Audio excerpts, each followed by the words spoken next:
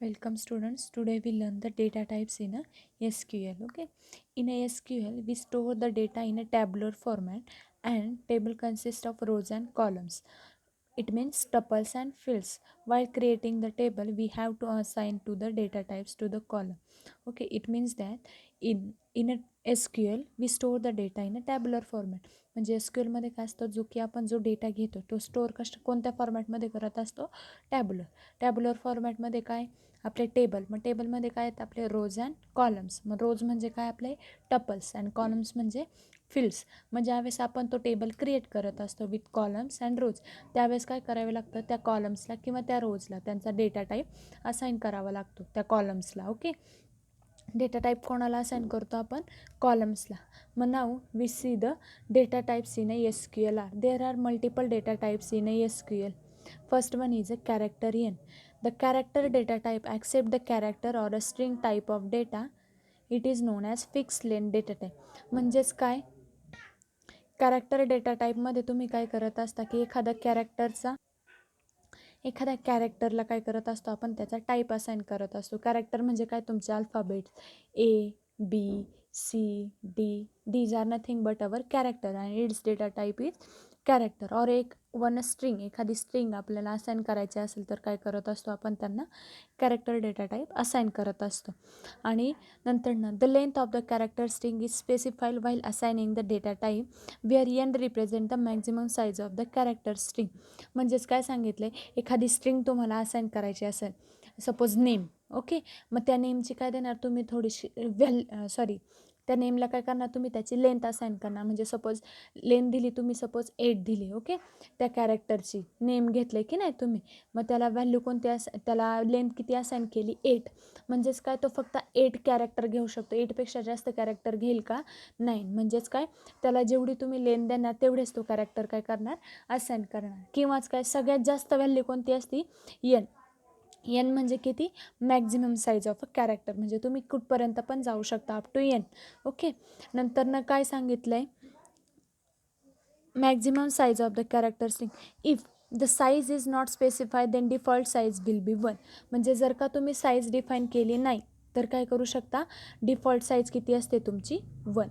बघा, लक्षात ठेवा, जर का तुम्ही लेंथ असाइन केली नाही, साईज असाइन केली नाही, तर त्याची बाय डिफॉल्ट व्हॅल्यू किती असते, 1. ओके, मग कॅरेक्टर 20 तुम्ही असाइन कसं करणार, CHAR कॅपिटल घेणार आणि ब्रॅकेटमध्ये काय करणार, त्यांची लेंथ असाइन करणार. हे काय झाली तुमची लेंथ. ओके, आणि हे झाले तुमचं care.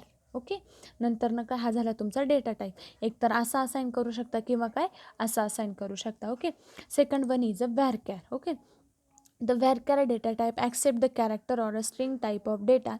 It is known as variable length data type. म्हणजेच काय, व्हॅरकॅरमध्ये काय असतं माहिती का, तुमची व्हेरिएबलची जी व्हॅल्यू असते ती काय असते, व्हेरिएबल असते. व्हेरिएबल म्हणजे व्हॅरी असते, व्हॅरिंग असते. Okay, we can assign the length from 1 to the current table page size.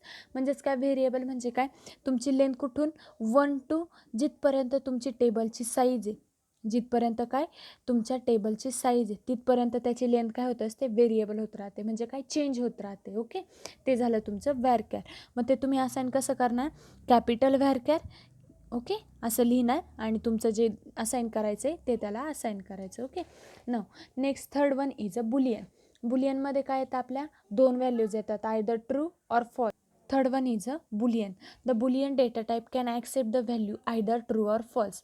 मग बुलियन डेटा टाईप कोणत्या व्हॅल्यू ॲक्सेस करत असतो तुमच्या, एकतर ट्रू किंवा फॉल्स. ह्या 2 व्हॅल्यूज तो ॲक्सेस करत असतो. No need to declare the size while declaring the boolean data type.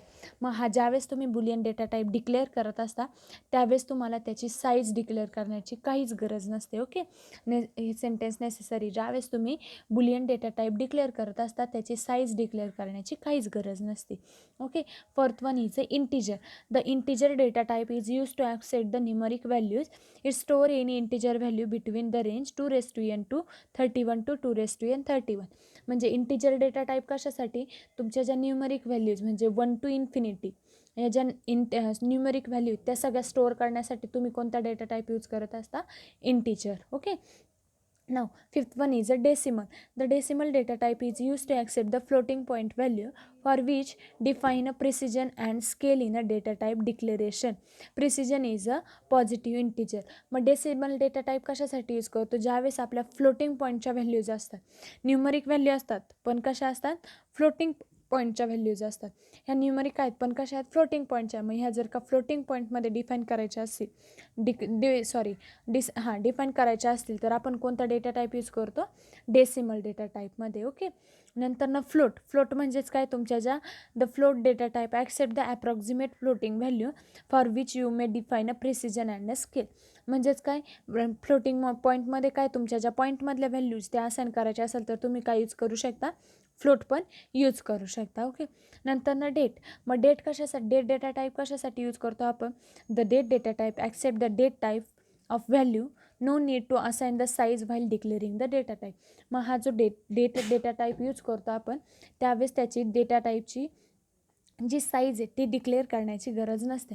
मग म्हणजेच काय? ही डेट कशासाठी? हा डेटा टाईप कशासाठी लागतो आपल्याला? मग बँकचा आपला सपोज डेटाबेस आहे.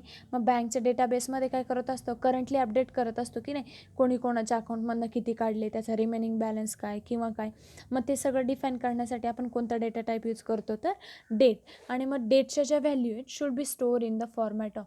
मग ह्या ज्या डेटच्या व्हॅल्यू त्या कोणत्या फॉर्मॅटमध्ये स्टोअर केल्या जातात? इयर, मंथ अँड डेट या फॉर्मॅटमध्ये काय करत असतो आपण? त्यांच्या व्हॅल्यू असाइन करत असतो. ओके. हा फॉर्मॅट असतो. आणि last one is a time. Okay. The time data type accept the time value, no parameters are required when declaring the data time. The format is. म्हणजेच काय? टाईम शो करायचं असले आपल्याला कंटिन्यू त्या एखाद्या डेटाबेसचा किंवा डेटाबेसवरती तुम्ही काय वर्क केले, कधी केले, कोणत्या टायमिंगला केले, तुम्ही कधी ऑफ केली, कधी चालू केली त्या सिस्टीमवरती, तो सगळं आपल्याला डेटा स्टोअर करायचा असेल तर आपण कोणता डेटा टाईप यूज करतो? टाईम. आणि त्याचं फॉर्मॅट कसा असतो?